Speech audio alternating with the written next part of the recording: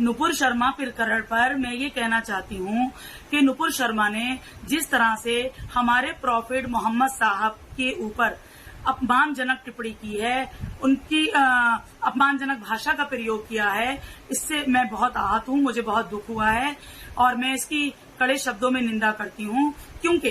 किसी भी धर्म के आराध्यों का अपमान करना हमारे देश की संस्कृति नहीं है। और मैं इसके लिए भारतीय जनता पार्टी ने जिस तरह से अपनी प्रवक्ता नुपुर शर्मा को इस प्रकरण के बाद पार्टी से निष्कासित किया है, ये भारत के आपसी भाईचारे के लिए, भारत की एकता व अखंडता को मजबूत करने के लिए एक सराहनीय कदम है। लेकिन मुझे पीड़ा तब होती है जब असदुद्दीन ओवैसी की पार्टी के एक नेता और उनके विधायक अकबरुद्दीन ओवैसी भारत के 100 करोड़ हिंदुओं के आराध्यों का अपमान करते हैं, उन पर आपत्तिजनक टिप्पणी करते हैं और लेकिन उन पर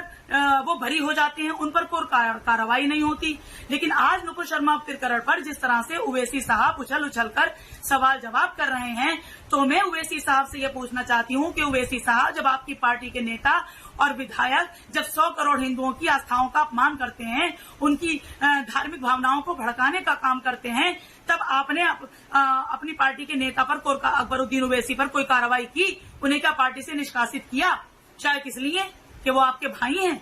ओवैसी साहब, इसमें मेरा आपसे ये कहना है कि आपको तो इस मसले पर शायद बोलने का अधिकार ही नहीं है, सवाल पूछने का कोई अधिकार ही नहीं है, क्योंकि बात निकलेगी तो फिर दूर तलक जाएगी। और बैरिस्टर साहब, जिनकी शेरवानी खुद मैली हो, वो दूसरों को धोबी घाट का पता नहीं बताया करते।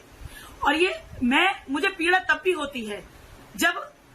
ये अरब देश जिस तरह से हमारे देश पर उंगली उठाने का काम कर रहे हैं, लेकिन जब म्यांमार में लाखों मुसलमानों के साथ नरसंहार होता है, उनका देश निकाला होता है, तब ये अरब देश खामोश रहते हैं। जब फिलिस्तीन में मुसलमानों के साथ अत्याचार होता है, तब भी अरब देश खामोश रहते हैं। लेकिन मुझे पीड़ा तब भी होती है जब एमएफ हुसैन जैसे चित्रकार ने 100 करोड़ हिंदुओं की भावनाओं का अपमान कर उनके देवी देवताओं को अश्लील तस्वीरें बनाकर हमारे 100 करोड़ हिंदू भाइयों की आस्थाओं का अपमान करने की कोशिश की, उनकी धार्मिक भावनाओं का अपमान करने की कोशिश की, तब अरब देशों ने एक बार भी एमएफ हुसैन जैसे चित्रकार की निंदा की, क्योंकि ये तो हमारे इस्लाम के भी खिलाफ है, हमारे प्रॉफिट मोहम्मद साहब की तालीम के खिलाफ है कि किसी भी धर्म के आराध्यों का अपमान करना, उनकी अश्लील तस्वीरें बनाना। क्या उन्होंने कभी इस बात के लिए एमएफ हुसैन की निंदा की? और मुझे पीड़ा तब सबसे ज्यादा होती है जब पाकिस्तान जैसे देश उनकी अश्लील तस्वीरें बनाना, क्या उन्होंने कभी इस बात के लिए एमएफ हुसैन की निंदा की? और मुझे पीड़ा तब सबसे ज्यादा होती है जब पाकिस्तान जैसे देश आतंकवाद को पालता है और पोसता है और उसको भारत में बेचकर लाखों लोगों की खून की होली खेलता है और लाखों लोगों को मार दिया जाता है, बेगुनाहों की जान ली जाती है, तब भी अरब देश खामोश रहते हैं, तब भी कभी अरब देश इस बात की निंदा नहीं करते। और मुझे पीड़ा तब भी होती है जब पाकिस्तान के अंदर मस्जिदों में नमाजियों को आत्मघाती हमले कर आतंकवादियों द्वारा बेकसूर नमाजियों को मार दिया जाता है, तब ये अरब देश बिल्कुल नहीं बोलते, क्योंकि तब अरब देश बिल्कुल आगे नहीं आते, इसकी निंदा नहीं करते, जबकि ये हमारे इस्लाम के सख्त खिलाफ है, हमारे इस्लाम की शिक्षा का अपमान है, हमारे प्रॉफिट मोहम्मद साहब की शिक्षा का अपमान है। तब अरब देशों को आगे आकर के इसकी निंदा करना चाहिए थी, लेकिन कभी उन्होंने नहीं की। लेकिन पाकिस्तान की कभी निंदा नहीं की पाकिस्तान को उन्होंने कभी इससे सवाल नहीं पूछा।